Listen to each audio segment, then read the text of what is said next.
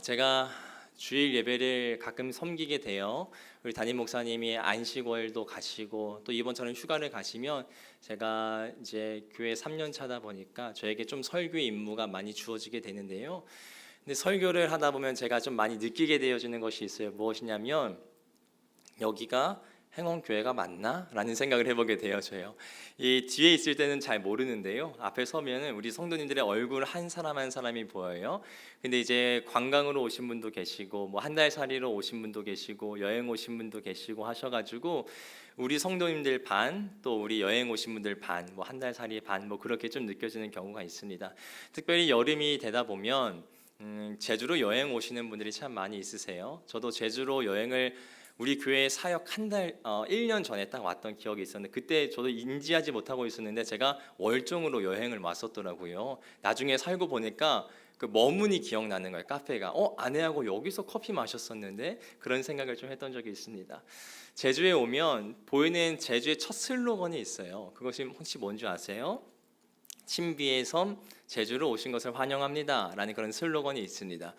제가 제주에 살다 보니까, 특별히 행원교회에서 사역을 하다 보니까 제주가 참 신비롭다, 특별히 이 여름은 참 신비롭다라는 것을 생각해 보게 되어져요.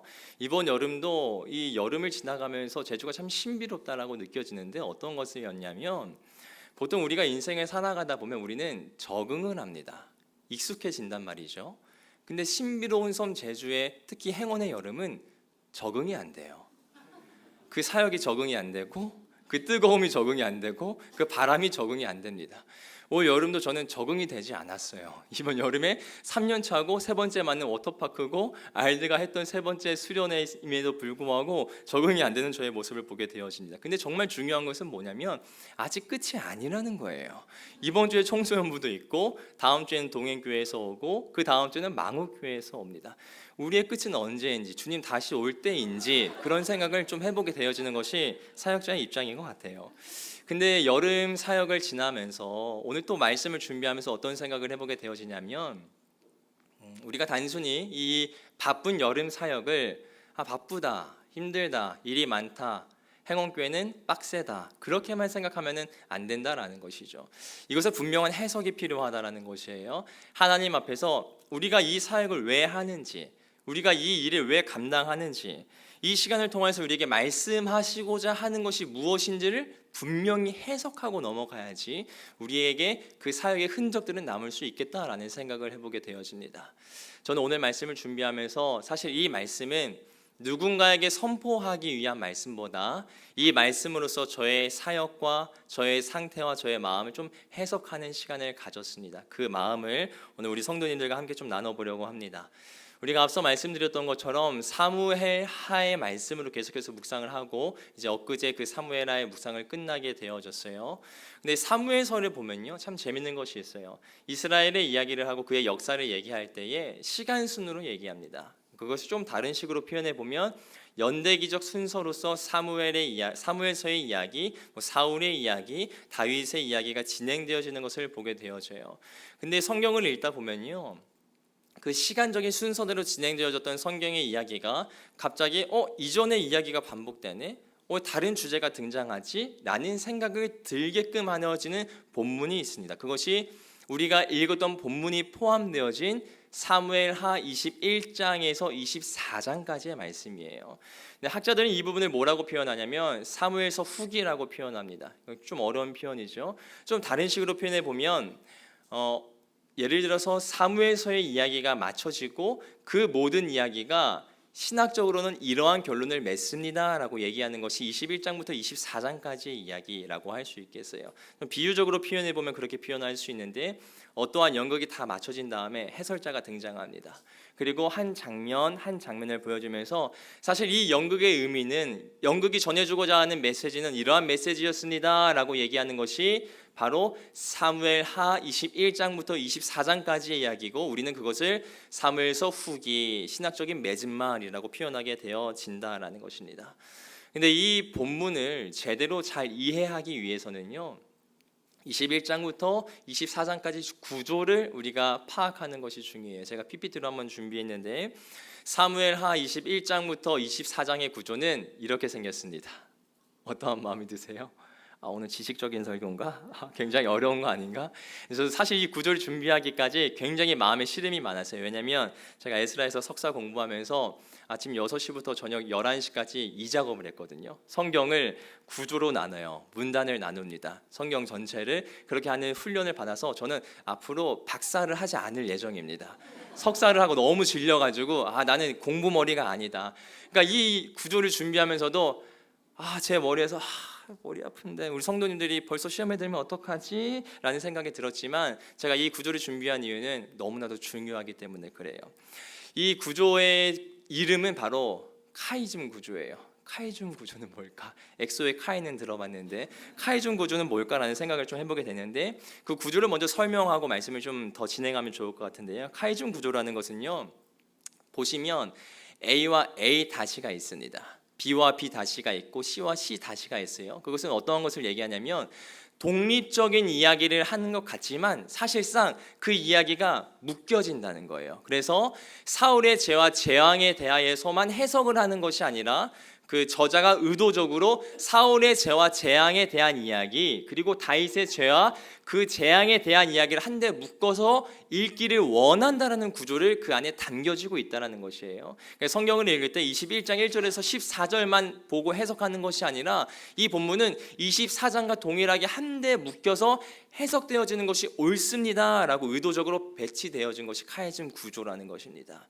근데 카이즘 구조는 저는 또 샌드위치 기법이라고도 표현하는데, 예를 들어서 우리가 치킨 샌드위치를 먹지 않습니까? 근데 치킨 샌드위치에서 주 재료는 무엇일까요?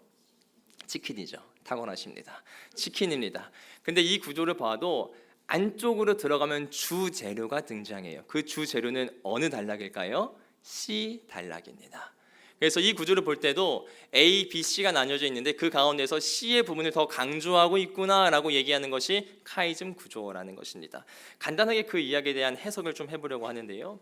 가장 바깥쪽에 보면 A 구조가 있습니다. 사울의 죄와 그로 인한 재앙, 이것을 표현해 보면 사울이 길앗 사람들을 학살했어요. 그로 인해서 그 시대 때는 아니었지만 다윗의 정치 시대 때 3년이라고 하는 기근이 찾아왔습니다. 근데 알고 보니까 그것이 사울의 죄로 인함이었다는 것을 얘기하고 있는 것이 사무엘하 21장 1절에서 14절까지의 말씀이에요.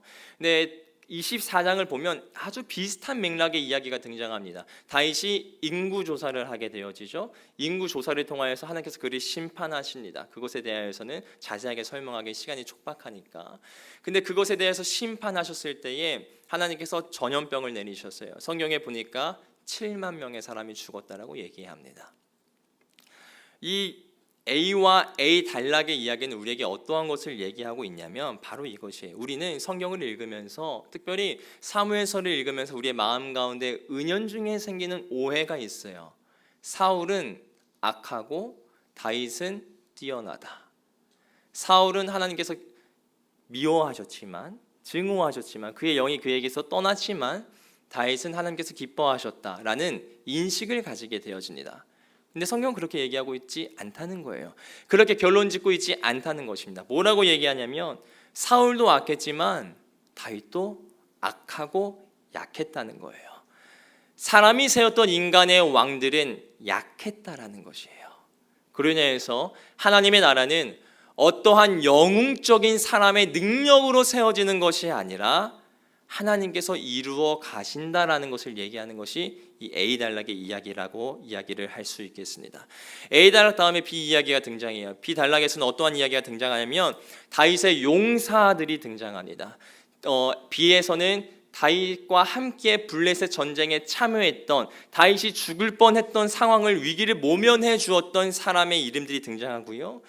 B 다시에서는 다윗의 모든 전쟁 가운데 참여했던 용사들의 목록들이 등장하게 되어집니다. 이것도 B의 이야기는 A의 이야기를 조금 더 보완해 준 이야기예요. 하나님의 나라는 한 사람의 능력으로 세워진 것이 아니라, 한 사람의 영웅적인 모습으로 세워진 것이 아니라 하나님의 사람들에 의해서 세워진다라는 것입니다. 여기까지는 잘 따라오셨습니까? 탁월하십니다. 그 다음은 C 단락이고요. 마지막에 가장 핵심적인 단락인데요.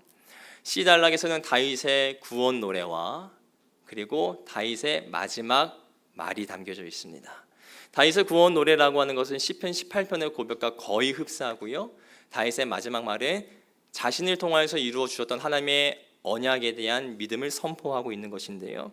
사무엘하 23장 5절의 말씀, 그 다음 페이지인데 사무엘하 23장 5절의 말씀 함께 읽어보도록 하겠습니다. 하나님이 나와 더불어 영원한 언약을 세우사 만사에 구비하고 견고하게 하셨으니, 이 시달락에서 강조되어지는 것은 한 문장으로 딱 이렇게 정리되어집니다. 하나님의 신실하심.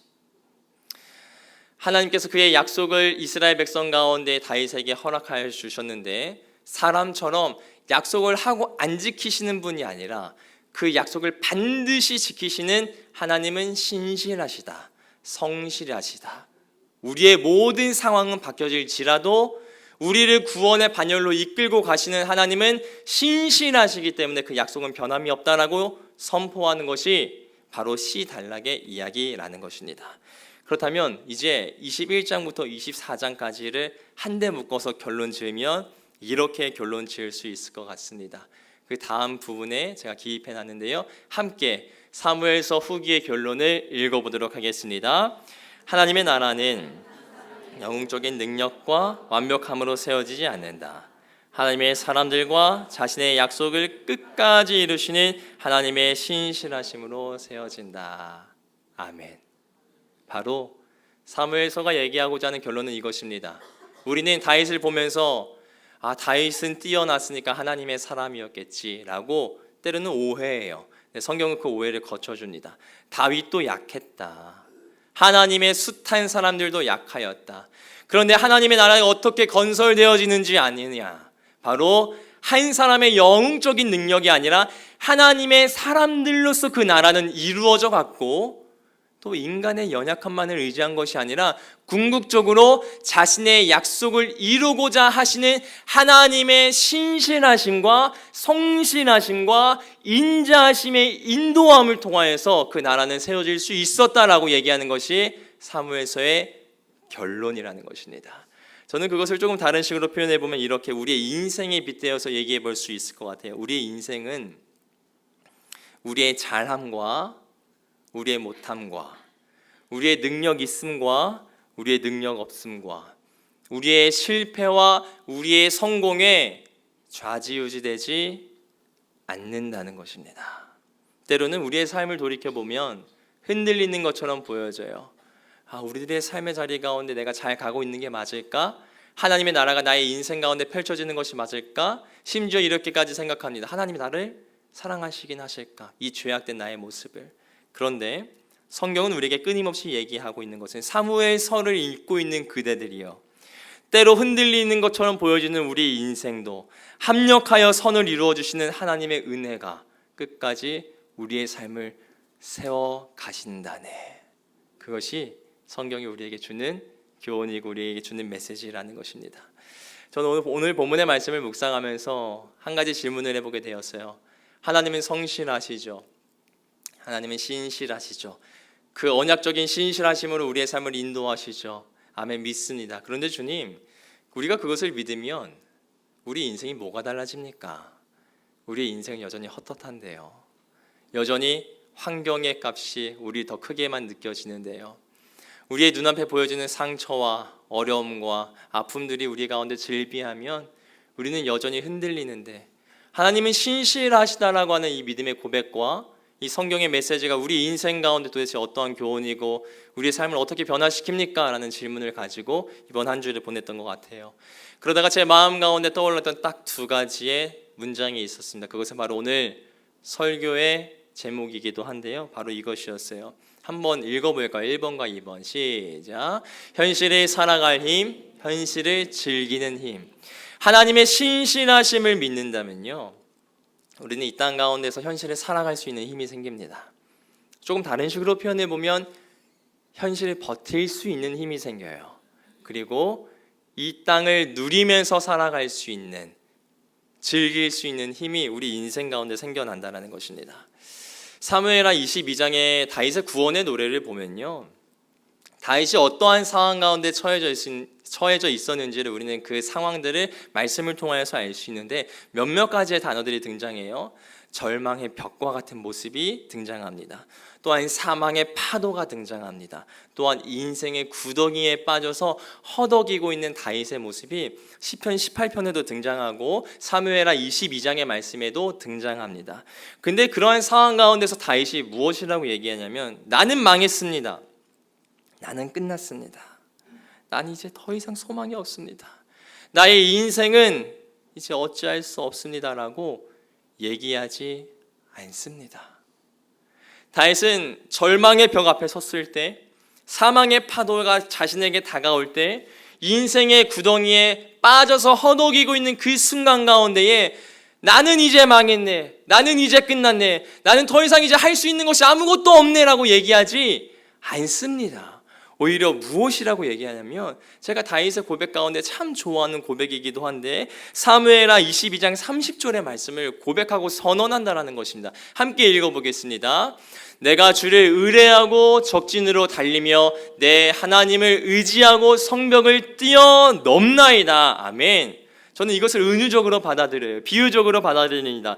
다윗은 절망의 벽 앞에 서 있지만, 사망의 음침한 골짜기를 지나고 있지만, 사망의 파도가 그를 향해서 다가오고 있지만, 인생의 스올과 같은 구덩이에 빠져 있지만, 다윗이 무엇이라고 선포하냐면, 그럼에도 불구하고 모든 상황보다 뛰어나신 하나님이, 나를 선으로 이끄시기로 작정하신 하나님이 당신의 신실하심과 당신의 성실하심으로 나를 인도하신다라는 것을 믿기에 나는 성벽을 뛰어넘을 수 있습니다.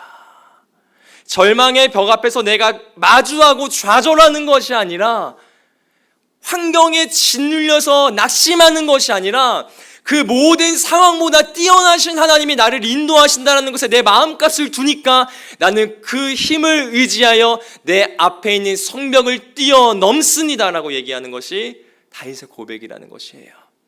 하나님의 신실하심을 믿으면 이러한 고백이 우리의 고백이 되어지는 것이에요.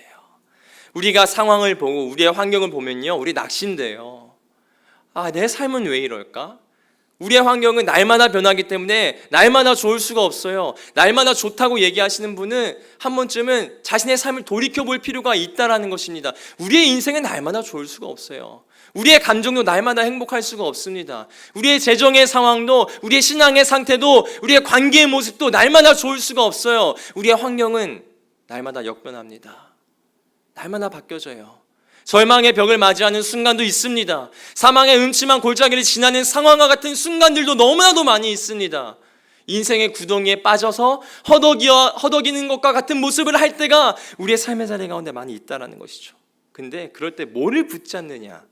환경을 붙잡느냐? 사람을 붙잡느냐? 내 능력을 붙잡느냐? 그런 것을 붙잡으면 나오는 결론은 무엇이냐면, 계속해서 절망의 벽 앞에서, 사망의 음침한 골짜기 앞에서 허덕이게 된다는 것이에요. 근데 다윗은 어떠한 것을 선택했냐면, 주님, 저의 상황은 인생의 구덩이에 빠진 것과 같지만 나를 선으로 이끄시기를 작정하신 하나님의 선하신 손길을 붙잡습니다. 그로 인해 이 모든 것을 뛰어넘을 수 있을 것이라고 확신하고 제 인생을 좀 버텨보겠습니다. 조금은 더 이겨내 보겠습니다 라고 하는 마음의 담력이 생길 수 있다는 것입니다. 사실 오늘 말씀을 준비하면서 그런 생각이 들었어요. 사실 진짜 절망의 벽 앞에 선 사람들에게 이 말씀은 들려지진 않아요. 하나님께서 나를 선으로 이끄신다고? 말이 안 되지. 내 상황을 봐봐, 내 재정의 상태를 봐봐, 내 관계를 봐봐, 내 인생을 돌아봐, 내 자녀들, 내 배우자, 내 가족들, 내가 나아갈 길, 내가 상황들을 봐봐. 하나님이 어떻게 나를 선으로 인도하셔? 그거 너무 정신승리지. 근데 저는 그렇게 생각하고 그렇게 얘기하고 싶어요. 정신승리라고 얘기해도 그 승리를 통하여서 우리의 인생 가운데에 하나님을 취한다면, 모든 것보다 뛰어나신 하나님이, 온 세상을 운영하시고 만드시고 이끌어 주시는 하나님이 우리를 합력하여 선으로 이루어 주실 것입니다. 이 이야기가 들리지 않는 분도 그냥 한켠에 마음 가운데 새겨 놓으셨으면 좋겠어요. 그리고 어느 순간 정말 힘든 상황이 조금, 우리 인생 가운데 눈물이 조금 거쳐질 때 이 말씀이 작동하여서 절망의 벽을 넘을 수 있는 은혜가 우리 공동체 가운데 있기를 진심으로 축복합니다. 하나님의 신실하심을 믿으면 우리는 그렇게 인생을 좀 버틸 수가 있어요. 그리고 살아낼 수 있는 힘이 우리 가운데 생겨날 수 있습니다. 근데 저는 두 번째를 좀 더 묵상해 보게 되어졌던 것 같아요. 하나님의 신실하심을 믿으면 우리는요, 현실을 즐길 수 있습니다. 현실을 누릴 수 있습니다. 저는 이번에 특별히 여름 사역을 지나면서 하나님의 신실하심에 대해서 참 많이 생각해 봤던 것 같아요. 하나님의 신실하심을 내가 믿고 의지하면 정말 천국 잔치를 경험하게 되어지고, 하나님의 신실하심을 의지하는 것이 아니라 내가 주인 행세하고 내가 주인 노릇하면 그만큼 절망적인 것은 없겠구나라는 것을 생각해 봤던 것이 이번 여름이었습니다. 2주 전에 저희 아동이부 여름 캠프 진행했어요. 그때의 저의 모습을 뭐라고 표현할 수 있냐면, 지금도 생각만 할수록 웃음이 나는데, 생각만 해도 저에겐 천국 잔치였어요. 우리 아이들과 함께 누릴 수 있었던, 정말 그 무엇으로도 표현할 수 없었던 기쁨의 잔치가 저에게는 아동이부 여름 캠프였습니다. 우리 아이들에게 질문했어요. 그 저녁에 사역을 마치고 또 우리 다음날 아이들에게 그런 피드백을 물어봤죠. 너희들 이번에 캠프 중에 어떤 게 기억 남았니? 라고 물어봤을 때 이전에 아이들은 뭐라고 얘기했을까요? 겨울에만 해도 저한테 뭐라고 얘기했냐면, 목사님 맛있는 걸 먹으러 가는 게 너무나도 좋았어요. 그렇게 얘기했고, 목사님과 저녁에 함께 했던 어둠의 술래잡기가 너무 행복했어요 라고 얘기했어요. 물론 그것도 제 마음 가운데 위로가 되었지만, 이번 여름 캠프가 마치고 우리 아이들이 저에게 한 3분의 2, 80%가 되는 아이들이 무엇이라고 얘기했냐면, 이번 캠프 중에 너희가 어떤 것이 기억에 남니? 라고 얘기했을 때 저는 저녁에 찬양하고 예배하고 기도하는 게 참 많이 기억에 남았어요 라고 얘기했어요. 이것은 단순히 아이들이 목사가 좋아하는 얘기를 하는구나 그런 차원은 아니었고, 저에게도 그러한 이야기를 해주었지만 부모님에게도 가서 그러한 이야기를 하였고, 또 부모님을 통하여서 들었던 피드백이 그러했습니다. 근데 제가 이 여름 성경학교를 준비하면서 하나님께서 저에게 분명하게 허락해 주셨던 말씀이 있었거든요. 열릴 것이다. 아이들의 입술이 열릴 것이고 아이들의 마음이 열릴 것이고, 그 일을 통해서 내가 아이들을 부흥의 세대로 사용할 것이다. 그 기초에 초석을 놓을 것이다.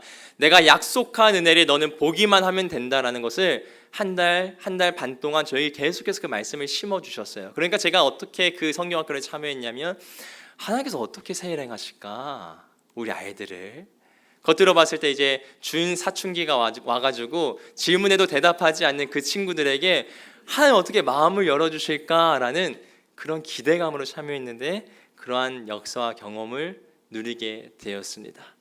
근데요, 저는 아동부 캠프를 마치고 그 다음 주였던 워터파크가,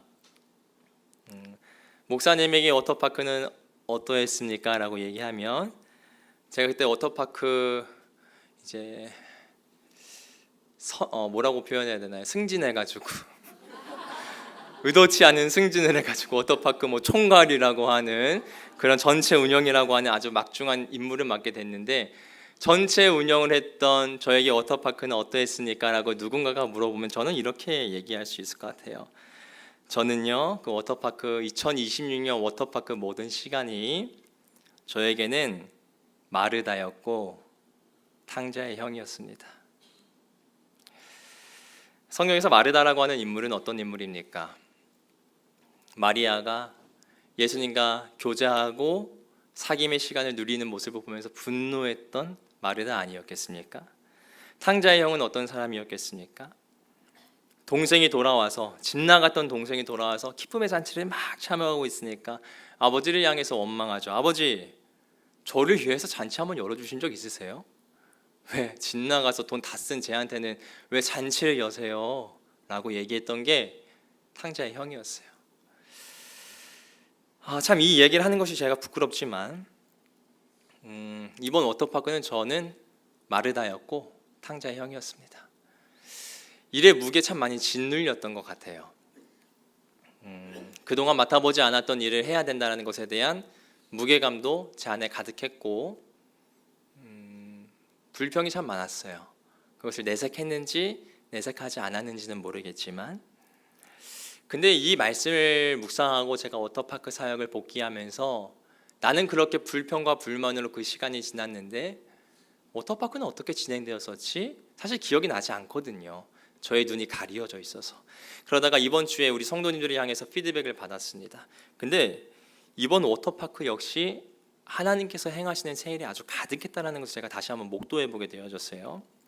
성도님들께서 하셨던 이야기를 제가 아주 몇 가지만 정리해 봤는데, 우리 가운데 가나 혼인잔치와 같은 기적이 있었더라고요. 기적 3가지만 가져왔습니다. 첫 번째는요, 토요일 저녁에 고기를 굽는 어떤 분들의 헌신으로 인해서 돼지고기에서 소고기 맛이 났다.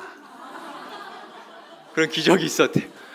나는 분명히 돼지고기 먹었는데 소고기 맛이 났다는 거예요. 샤반 목장과 샬롬 목장의 그 어른들이 너무나도 고생하셔서, 그러니까 돼지고기만 익힌 게 아니라 자신의 팔까지 같이 번제물로 드렸기 때문에 돼지고기가 소고기로 변하는 가나 혼인잔치의 기적이 있었다. 근데 두 번째 어떤 성도님은요, 제가 사실 이 부분 읽고 딱 뭉클했는데, 교회는 더 이상 다니는 곳이 아니라 더불어 함께 살아가는 가족 공동체가 되었습니다. 그 시간을 지나면서 그렇게 느껴졌다는 거예요. 또 어떤 분은 어떤 성도님은 친구를 초청했는데 그 친구는 그런 상황이었대요. 교회의 상처를 많이 받아서 교회를 떠났던 사람이었다고 합니다. 근데 워터파크의 시간을 경험하면서 하나님의 따스함을 경험했대요. 하나님을 외면했던 사람이었는데 하나님의 따스함이 그의 마음 가운데 찾아왔다는 거예요. 제가 사실 이 피드백을 보면서 하나님께 그렇게 얘기했던 것 같아요. 하나님, 저는 저의 열심이 가득해서 저의 눈이 가려졌고 제가 그것을 목도하지 못했지만 하나님은 당신의 성실하심으로 또 당신의 사람들로서 그 일을 행하여 주시고 계셨군요. 사실 저에게 필요했던 거는 열심은 아니었던 것 같아요. 부담감도 아니었던 것 같고, 다른 식으로 표현해 보면 주인 행세하는 것도 아니었던 것 같고, 저에게 필요했던 건 주인 되어주시는 하나님이 모든 사역과 자신의 교회의 머리 되어주시는 예수 그리스도께서 당신의 성실로 어떻게 그 일을 행하여 주시는지에 대한 기대감만 제 안에 있었으면 됐는데 저는 그렇지 않았던 것 같아요. 그래서 저의 마음은 마르다였고 탕자의 형이었습니다. 우리가 하나님의 신실하심을 믿는다면요, 그리고 하나님의 신실하심으로 자신의 교회를 세워가신다는 것을 우리가 신뢰하면 때로는 사역의 부담감을 조금 내려놓을 수 있어요. 왜냐하면 사역의 주인은 우리가 아니거든요. 우리가 주인을 행사할 필요는 없습니다. 물론 우리가 충성을 가지며 나아가지만, 우리가 성실함으로 나아가지만, 순종으로 나아가지만 주인 행세하는 것과 주인 의식을 가지고 있는 것은 정말 다르거든요. 근데 저의 마음은 주인 의식보다는 주인 행세를 참 많이 했던 것 같습니다. 그러면서 저의 여름 사역을 다시 한번 복귀해 보게 되어졌고, 앞으로의 나의 사역은 하나님의 주인 되심을 더욱더 의지하고 신뢰하며 한 걸음 나아가야겠다라는 해석을 해보게 되었습니다. 하나님의 신실하심을 의지한다는 것이 무엇일까요? 그건 단순히 추상적인 얘기가 아닙니다. 종교적인 얘기가 아니에요. 사실 이것은 우리의 삶의 자리 가운데 반영되어지는 이야기입니다. 하나님이 우리의 삶을 신실하심으로 인도하신다라고 생각하면 우리는 먼저 이 땅 가운데에서 현실을 살아갈 수 있는 힘이 생깁니다. 절망의 벽을 마주할지라도, 사망의 음침한 골짜기를 지날지라도 버틸 수 있어요. 왜? 하나님이 합력하여 선을 이루어 주시는 당신의 선으로 우리를 인도하신다라고 확신하기 때문에 그렇죠. 하나님의 신실하심을 우리가 인정한다면 우리는 모든 사역의 자리 가운데에서 즐길 수 있고 누릴 수 있는 마음이 생깁니다. 왜 그럴까요? 그 모든 사역과 모든 공동체의 인도하심은 우리가 주인 되어서 하는 것이 아니라 주인 되어주시는 하나님께서 이끌고 가 주실 것이기 때문에 그렇습니다. 그러면 조금은 마음의 공간이 생기게 되고 진리가 춤출 수 있는 마음의 여유가 우리 인생 가운데 생겨날 수 있다라는 것입니다. 오늘 설교를 어떻게 마무리할까 고민하다가 편지를 좀 써왔어요. 어떤 편지냐면요, 편지의 제목은 이겁니다. 이 시대의 마르다와 탕자 형들에게 쓰는 편지입니다. 이번 여름 사역을 지나면서 혹시 저와 같은 마음을 품고 계셨던 분들이 있으세요? 우리가 모두가 기뻤으면 좋았겠지만 그렇진 않았을 수 있습니다. 행원교회 사역을 뒤돌아보면 우리는 늘 마리아만 있지는 않았어요. 마르다도 있었고 늘 돌아온 탕자만 있지도 않았고 탕자의 형도 있었습니다. 이번 여름 사역뿐만이 아니라 그 모든 사역을 복귀하며 제가 그들에게 쓰는 편지를 읽고 같이 기도하면서 마무리했으면 좋겠습니다. 무더운 여름 참 고생 많으셨습니다. 하나님께서 그 헌신과 충성을 기억하실 것입니다. 그런데 한 가지 기억했으면 좋겠습니다. 우리가 우리의 열심이 앞서서 하나님과 사귐을 잃어버린다면 하나님은 충성에 대한 감동보다 슬픔이 더 크실 것입니다. 사역은 우리를 갈아 넣어서 다른 사람을 세우는 일이 아닌 우리 또한 세우는 자리니까요. 모든 사역의 자리에서 참 애쓰셨습니다.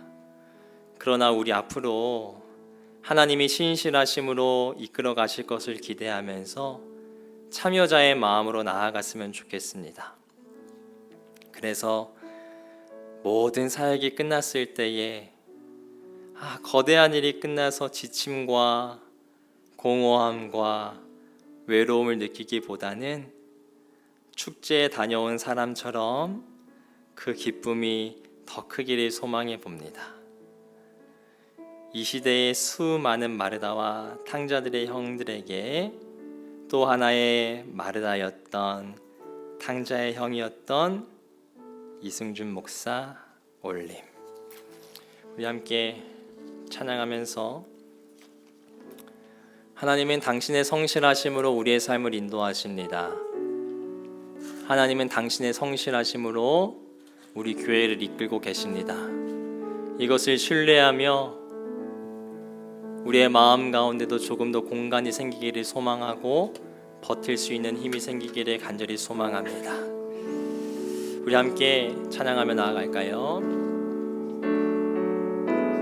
주님 보좌 앞에 나가 참된 안식과 기쁨 나누리겠네. 경배하며 주의 얼굴 구할 때 신실하신 주님 참. 우리 다시 한번 선포합니다. 주님 보좌 앞에 나아가 주님 보좌 앞에 나아가 참된 안식과 기쁨 나누리겠네. 경배하며 주의 얼굴 구할 때 신실하신 주. 우리 다시 한번 가사를 생각하면서 선포합시다. 주님 보좌 앞에 나아가 주님 보좌 앞에 나아가 참된 안식과 기쁨 나누리겠네. 경배하며 주의 얼굴 구할 때 신실하신 주님 참. 신실하신 하나님, 신실하신 하나님, 신실하신 주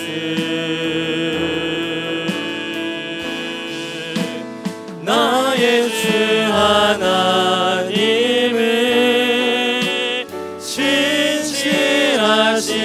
다시 한번 신실하신 하나님, 신실하신 하나님, 신실하신 주, 나의 주 하나님은 신실하신 주. 우리 이절로 선포합니다. 기도 들으시는 하나님, 기도 들으시는 하나님, 고풍 속에 내 등불 내노래시라. 주의 날개 아래서 내 맘 쉬리니 신실하신 주님 참 신실하신 하나님, 신실하신 하나님, 신실하신 주, 나의 주 하나님이, 나의 주 하나님이 신실하신, 우리 다시 한번 선포합니다. 신실하신, 신실하신 하나님, 신실하신 나의 주 하나님이, 나의 주 하나님이 신실하신, 다시 한번 선포합시다. 신실하신, 신실하신 하나님, 오의 주님, 신실하신 나의 주 하나님, 나의 주 하나님의 우리 마지막으로 선언하며 선포합시다. 신실하신, 신실하신 하나님, 신실하신 주, 나의 주 하나님은 신실하신 주님. 사랑하는 성도님들, 우리의 삶의 자리가 어떠하세요? 다윗이 고백하였던 것처럼 혹시 절망의 벽 앞에 서 계십니까? 사망의 음침한 골짜기로 지나고 계십니까? 아니 어쩌면 어떠한 생각도 나지 않는 스로가 같은 구덩이에 빠져 계십니까? 하나님의 신실하심을 믿는다는 것은요, 단순히 추상적인 어떠한 종교적인 이야기가 아닙니다. 내 상황은 이러하지만, 내 상태는 이러하지만, 내 마음의 값은 이러하지만, 그럼에도 불구하고 나를 끝까지 사랑하시되 우리의 삶을 합력하여 선으로 인도하여 주시는 하나님이 나를 건져내실 것이고 일어나게 하실 것이고 이끌어 주실 것이다라는 것을 신뢰함으로 나아가는 것이 신실하신 하나님을 믿는 믿음입니다. 우리가 이 시간 먼저 기도할 때에, 하나님, 저의 모든 상황을 뛰어넘어 그 모든 문제보다 크신 하나님, 모든 상황보다 크신 하나님, 내가 그 하나님의 손을 붙잡고 나아가기를 간절히 소망합니다. 내 상황과 내 상태가 어떠하든지 간에 나를 합력하여 선으로 인도하여 주시니 하나님이 기대하고 신뢰하며 나아갑니다. 그 믿음을 나에게 더하여 주셔서 일어나 걸으라 말씀하여 주시는 하나님의 음성이 오늘 나의 인생 가운데 들려질 수 있도록 성령 하나님 은혜의 은혜로 함께하여 주시옵소서. 우리 주의 이름 한번 간절히 부르며 기도하며 나아가도록 하겠습니다. 주여, 살아계신 아버지 주님의 간구하며 나아갑니다. 하나님 우리의 삶을 살아가다 보면 우리가 보여지는 상황으로 인하여서 절망합니다. 우리가 보여지는 우리들의 상태로 인하여서 낙심합니다. 내가 또 넘어졌구나, 내가 또 쓰러졌구나, 내가 또 주님 앞에 죄를 지었구나, 나는 나아질 수 없는 것인가, 나의 배우자는 왜 자꾸 넘어지는 것인가, 내 가정은 왜 세워지지 아니하는 것인가, 나에게 왜 능력이 없는 것인가, 왜 나의 상황은 변하지 않는 것인가 라는 마음들이 우리의 마음 가운데 들 때가 있습니다.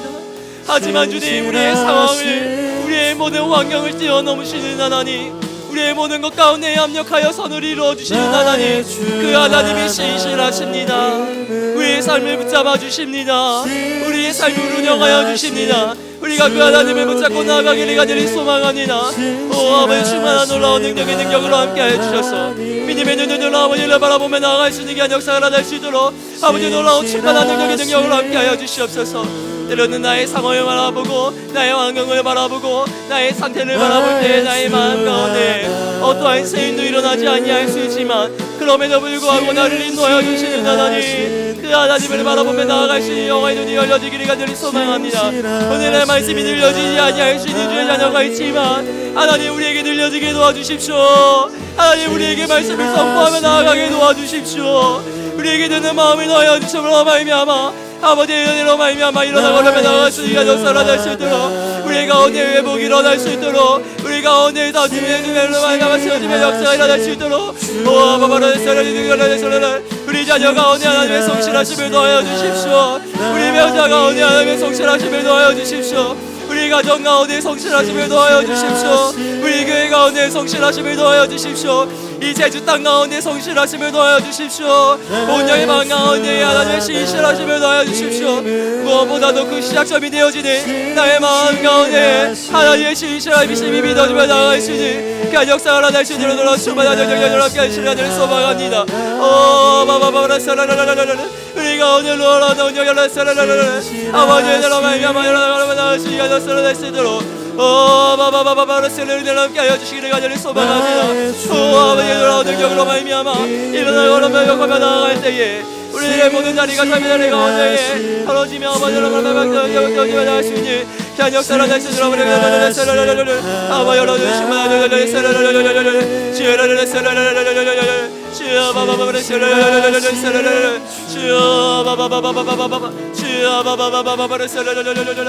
나의 주 하나님은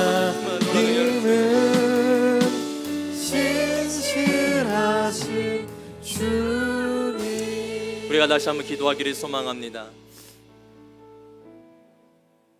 혹시 삶의 자리 가운데에, 사역의 자리 가운데에 지쳐있는 마르다와 또한 마음 가운데 분노를 품고 있는 탕자의 형들이 계십니까? 그대들의 헌신과 수고와 충성을 하나님께서는 기억하실 것이지만, 그것보다 여전히 마음 아파하고 힘들어하는 그 모습으로 인해서 하나님은 더 속상하실 것입니다. 하나님은 다른 사람을 세우기 위해서 우리를 갈아 넣기보다 우리도 그 자리 가운데서 함께 기쁨으로 참여하기를 원하십니다.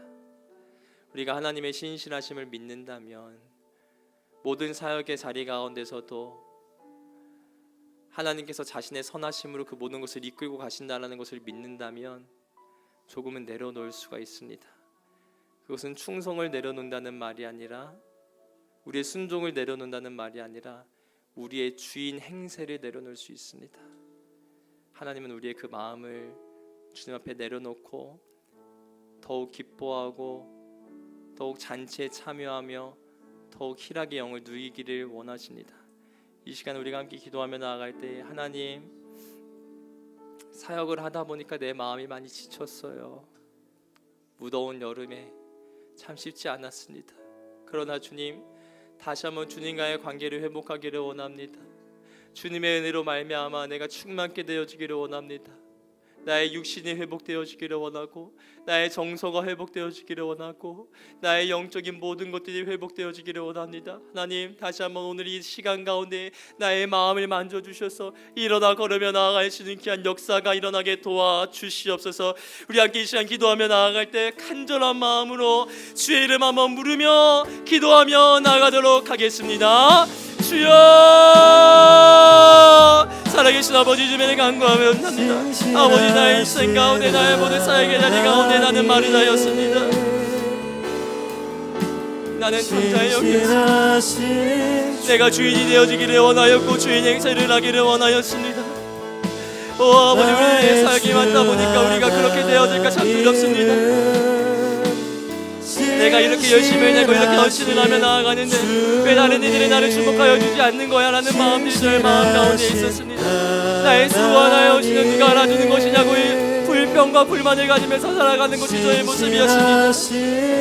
아버지, 주의 충만한 놀라운 능력으로 다시 한번 하나님과의 사귐을 회복하며 나아가기를 간절히 소망합니다. 하나님의 일하신 가운데 내가 다시 한번 거하여지기를 간절히 소망합니다. 나 또한 주인 행세를 내려놓고 하나님의 은혜로 말미암아 그 모든 것들 가운데 참여하며 아버지 은혜로 말미암아 일어나가려면 그 모든 것들 가운데 기쁨을 누리며 나아가기를 간절히 소망합니다. 주인 의식을 가지면서 나아가는 것은 나의 인생 가운데 너무나도 필요하지만 주인 행세를 하면서 나아가는 것은 나의 인생 가운데 나의 인생을 더욱더 불안하게 하여 준다는 것을 오늘 참을 하나님의 통해서 깨닫게 되어집니다. 여러분 인생 가운데 영의 눈을 열어주시옵시고 하나님의 말씀을 들으며 나아갈 수 있도록 기도하여 주시옵시고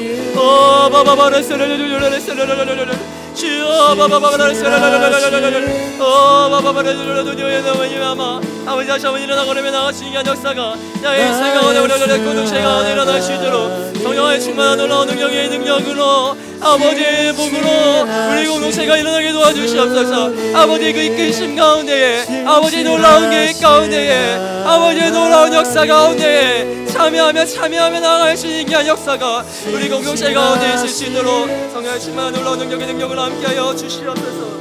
아버지 이러심을 바라보며 나아가기를 간절히 소망합니다. 아버지 능력을 함께하여 주시옵소서. 아버지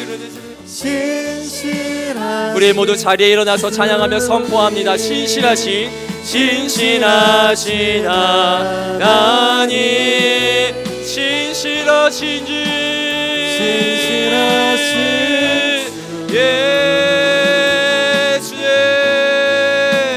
나의 주 하나님을 다시 한번 선포합시다. 신실하신 하나님,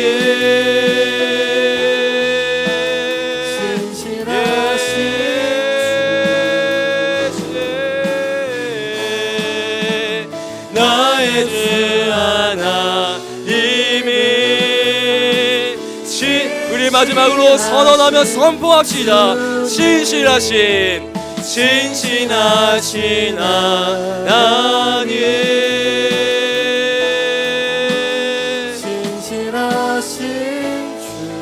아버지 예배를 구합니다. 나의 주 하나님이 신실하신 주님.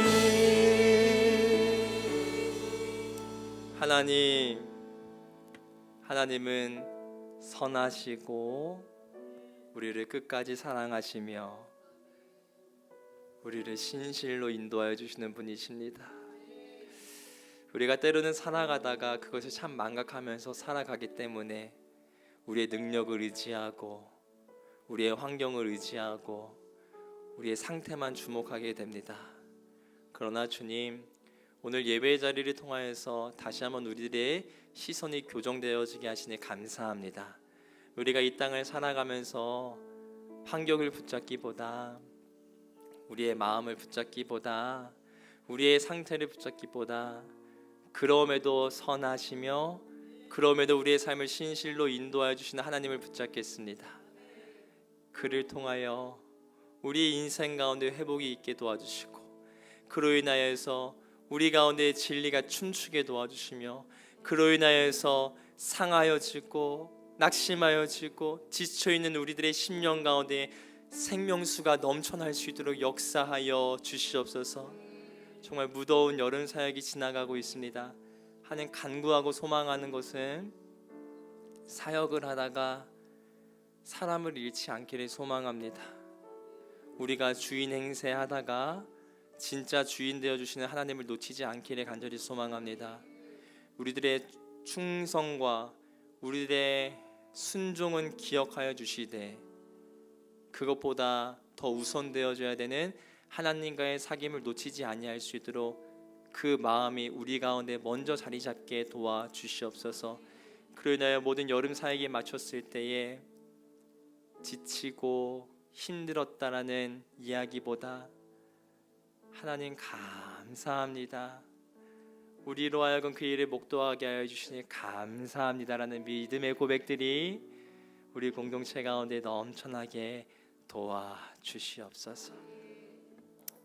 하나님, 작은 정성 모아서 하나님께 헌금 올려드립니다. 이 재물이 사용되어지는 모든 곳곳마다 하나님의 주인 되심이 회복되어지게 도와주시고 하나님의 신실하심의 인도하심이 회복되어지게 도와주시며 하나님의 나라가 구현되어질 수 있도록 성령 하나님 역사하여 주시옵소서.